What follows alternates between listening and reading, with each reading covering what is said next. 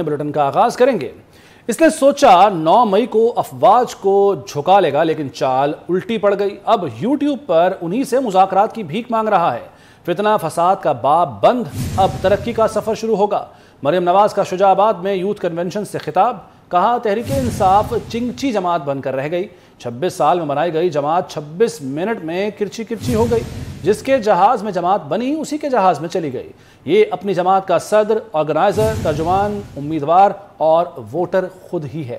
کہا قوم یادگار شہداء جلانے والوں کو معاف نہیں کرے گی۔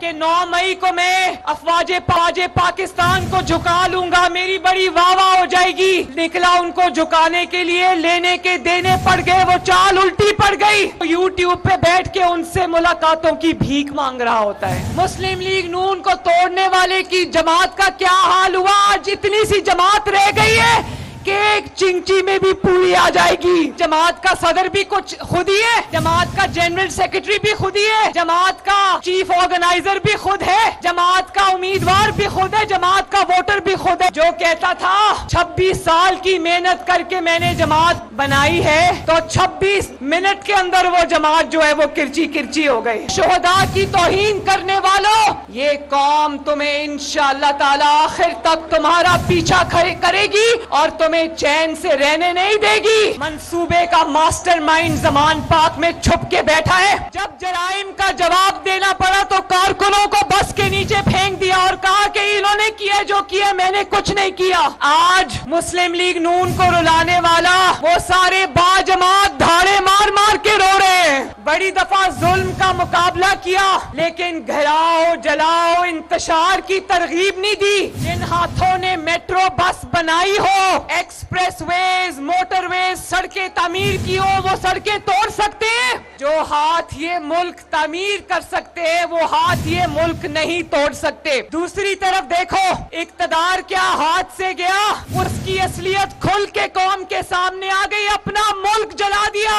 اقتدار جانے کا اتنا صدمہ تھا کہ اپنے ملک کو آگ لگا دی، شہداء کی یادگاریں جلا دی کہ جس نے کی توہین کی پاکستانی قوم اس کو نہیں چھوڑے گی۔ وزیراعظم شہباز شریف کہتے ہیں تمام شرائط پوری کر دیں، IMF معاہدہ اسی ماہ ہونے کی امید ہے، تاخیر پر قوم کو اعتماد ملوں گا۔ بولے سانحہ 9 مئی ملک دشمنی سے کم نہیں تھا، چیئرمین PTI کے اکسانے پر فساد برپا کیا گیا۔ وزیراعظم نے سبزہ زار لاہور میں سپورٹس کمپلیکس کا افتتاح کر دیا، وزیر اعلیٰ پنجاب محسن نقوی بھی ہمراہ تھے۔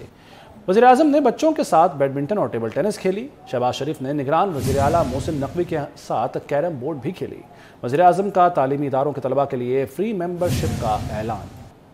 حکومت نے عالمی مالیاتی ادارے سے معاہدے کی شرائط پوری کر دی۔ وزیراعظم شہباز شریف کہتے ہیں IMF نے معاہدہ اسی ماہ ہونے کی یقین دہانی بھی کرا دی۔ وزیراعظم نے کہا اگر تاخیر ہوئی تو قوم کو آگاہ کروں گا۔ جب اپریل 2022 میں ہم نے ذمہ داری سنبھالی تو اس وقت IMF سے پچھلی حکومت کے معاہدے کو اس حکومت نے توڑ دیا۔ انشاءاللہ مجھے امید ہے کہ IMF کا معاہدہ اسی مہینے میں ہوگا اور IMF کے اس معاہدے کے نتیجے میں ہمیں جو اقساط ہیں بلینز آف ڈالرز کی وہ ملیں گی۔ کبھی کسی نے جا کر فوجی تنصیبات پر حملہ نہیں کیا، کبھی کسی نے جا کر قائد اعظم کے گھر کو نشانہ نہیں بنایا۔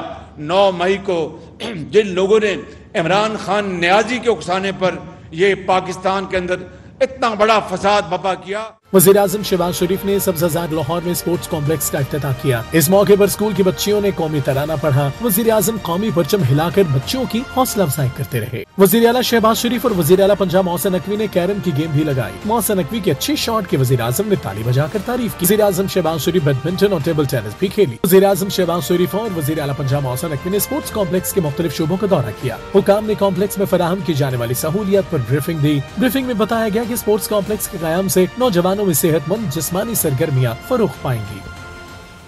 سمندری طوفان بائپر جوائے کراچی کے جنوب میں 760 کلومیٹر دور موجود ہے۔ سمندری طوفان کی 140 کلومیٹر فی گھنٹہ کی رفتار سے ساحلی پٹی کی طرف پیش قدمی۔ طوفان ٹھٹھا سے 740 کلومیٹر اور اورماڑا سے 840 کلومیٹر دور رہ گیا۔ NDMA کے مطابق سمندری طوفان 24 گھنٹوں میں مزید شدت اختیار کر سکتا ہے۔ محکمہ موسمیات کے مطابق طوفان سے سمندر میں بدھ کے روز طغیانی آ سکتی ہے۔ کراچی میں بل بورڈز، اشتہاری مواد ہٹانے اور کمزور درخت کاٹنے کی ہدایت کر دی گئی۔ حکومت سندھ ساحلی علاقوں میں موسم کی صورتحال پر مکمل نظر رکھے ہوئے ہے۔ वज़ीर इत्तलात सिंध शर्जील मेमन का ट्वीट, कहा माहीगीरों को गहरे समुंदर में न जाने की हिदायत कर रखी है। साहिली इलाकों के अजला की इंतजामिया पूरी तरह चौकस है। वज़ीर आला सिंध ने सरकारी मुलाजमीन को हिदायत की कि वो अपने अजला से बाहर न जाएं।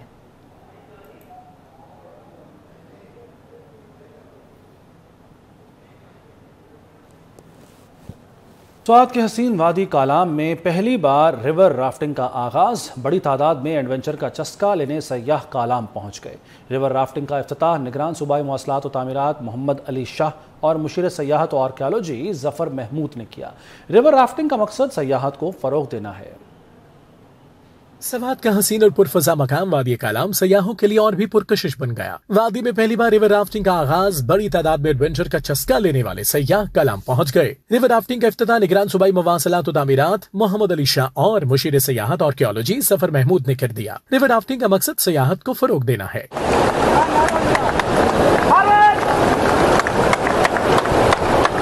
स्वात बहुत ही पीसफुल है, बहुत पुरअमन है और मौसम भी बड़ा अच्छा है। जहाँ जो भी पाकिस्तान से जिस भी सिमत से आना चाहते हैं उनके लिए ये बिल्कुल खुला ऑप्शन है।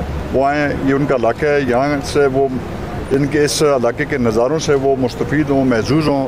रिवर राफ्टिंग के लिए जरूरी साजो सामान, स्पेशलाइज्ड कैप्टन और आला मायार के बोट्स फराहम किए गए हैं, जिसमें राफ्टिंग से पहले इंसानी हिफाजत के हर पहलू का जायजा लिया जाएगा, जिसके बाद सयाह राफ्टिंग से लुत्फ उठा सकेंगे। जो बेरोजगार नौजवान है उनको हम अपने साथ रखेंगे, काम करेंगे हमारे साथ, इनको हम ट्रेन करेंगे। बहुत मजे के जो ये पानी है, यहाँ पे जो भी आए वो राफ्टिंग जरूर करें। रिवर राफ्टिंग से वादी कलाम में सयाहत को फरोग और मकामी लोगों के रोजगार में इजाफा होगा। रिवर राफ्टिंग एक एडवेंचर खेल है, लेकिन दरियाई सवात के मौज मस्त लहरों से इस खेल का मजा दोबाला हो जाता है, जिससे आने वाले सयाह खूब महसूस हो रहे हैं। ख्वाजा सुभान अल्लाह, 24 news, Kalam, Swat. News studio से फिल वक्त इतना है।